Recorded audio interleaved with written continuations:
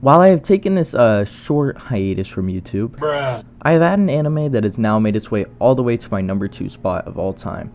A show that has 3 of my favorite characters in fiction and overall has a genius storyline.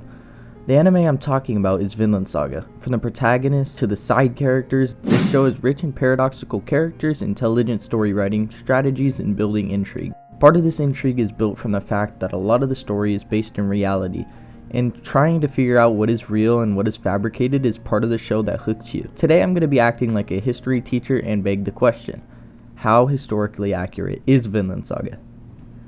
Firstly, let's discuss Thorfinn, the main protagonist of the story. Thorfinn is based on an Icelandic sailor and explorer named Thorfinn Karlsefni Thordarson. For this video, I'll just refer to the real-life version of Thorfinn as Karlsefni and the anime version as Thorfinn. Born in 980, Karlsefni early on in his life was given the nickname Karlsefni, which means promising boy. Around the year 900, his grandfather was the leader of many Norwegians who ended up colonizing Iceland. Around the year 986, they ended up seeking more fertile fields, moving to Greenland in the process by following Eric the Red's, aka Leif Erikson's father's, lead. Moving to the year 1003, Karlsefni had grown to become an amazing trader and sea captain, reaching the eastern settlement of Greenland with other colonists. There he married Gudrid, whose husband named Thorstein, son of Eric the Red, died. Eric the Red ended up convincing Thorfinn and Gudrid to follow Leif Erikson's route to Vinland, which is modern-day New England, which he had discovered 3 years prior, and ended up leading an expedition with 3 ships and 130 people. They ended up landing in the Baffin Islands in North America, which is an island in the middle of Greenland and the Canadian mainland. They ended up following the coast southward, reaching what was described as a heavily wooded region, and settled there to harvest, hunt, and fish. Gudrid and Karlsefni ended up having a child they named Snorri in 1005. Their expedition group ran into a friendly group of indigenous people. The summer following that one, more indigenous people had come, and they weren't as friendly, which led to fighting costing some of the expedition group's lives, but ultimately they prevailed. 3 years after settling in Vinland, the expedition group returned to Greenland and Iceland. Moving on to Canute, he was the son of the Danish king Sweyn. During the invasion of England, he was in charge of the fleet at Gainsborough. It was speculated that he met the mother of his children, named Alfgefu here, who gave him 2 sons named Sweyn and Harold. Sweyn eventually became the king of England and later died a year after holding the title. Canute planned an expedition with the men of Lindsley, but ended up deserting them and sailed back to Denmark. In 1015, he returned and began a struggle with Ethelred's son, Edmund II Ironside. Earl Uhtred of Northumbria submitted to Canute in 1016 and was murdered in his hall. Canute was elected king after this in Southampton, but London council and citizens elected Edmund Ironside. Canute won victory in Essex, dividing the kingdom. Edmund ended up dying, leaving Canute to succeed everything. Canute was ruthless, having Edmund's brother killed and having prominent Englishmen killed. In 1016 and 17, he gave the earldom of Northumbria to Norwegian Viking Eric of Hlather, and gave Thorkel the Tall control over East Anglia. This Danish conquering didn't last, however. With Englishmen holding earldom in Wessex and Thorkel being outlawed, the rest of his ruling only had 1/3 of his major advisors be Danish. Canute continued to keep a steady reign over England. Peace ultimately was broken with Canute visiting Scotland in 1027, leading him to maintain control of the Baltic trade route. He ended up dying in 1035.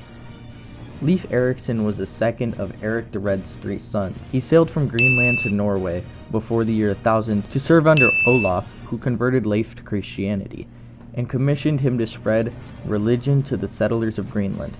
On his return to Greenland, Leif was blown off course and landed in North America, where he saw fertile fields and timber.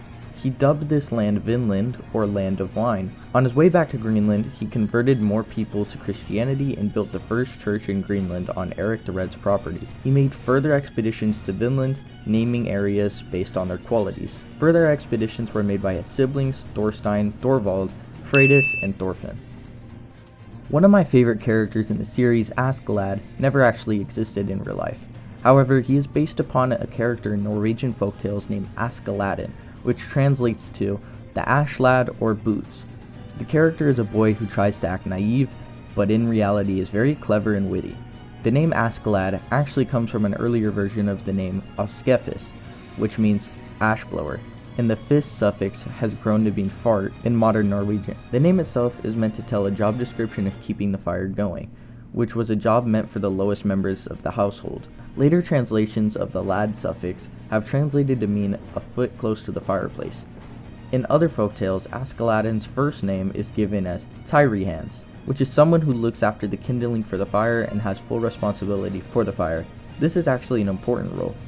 I believe they took stories and translations loosely to represent Askeladd's character arc in the show, going from a poor Ashfield kid who has lowly responsibilities, hence the name Oskefis, turning into someone who has a large responsibility, which is shown in the Tyrihans nickname. The fire can be used to represent his crew of Vikings that he is responsible for. The battle at the beginning in the anime is one that actually took place in real life, and it is known as the Battle of Drangavig. This battle was in the late 10th century, where the Jomsburg Vikings battle against Jarls of Lade. Vinland Saga is loosely based off real events in history. While not all of the characters exist in real life, most of the ones that don't are based off of aspects that did occur in the real world. The sources I used for this video will be included in the description of the video. Some events are of course fabricated for entertainment value, but Makoto Yukimura's use of these fabrications is extremely clever and fairly realistic. Overall, Vinland Saga is fairly historically accurate and is one of the best pieces of media I have consumed in a long time. I would also like to add that I am by no means a historian. I did research on a topic I thought would be interesting to cover and would like to share this information with people who might like to hear it as well. If some of my information isn't perfectly correct, then I apologize, and please don't take this too seriously. This was meant to be a fun and educational project for both me and the audience. Thank you for watching. If you would like a part 2 where I cover characters like Dorkel or King Sweyn, please get this video to 100 likes. Have a great day. Leif Erikson's father, oh my fucking god, Eric of Canute continued to be a peace ultimately broke. He sailed from Greenway to Norway. Oh my god, fucking Christ. And it is known as the Battle of, fuck me.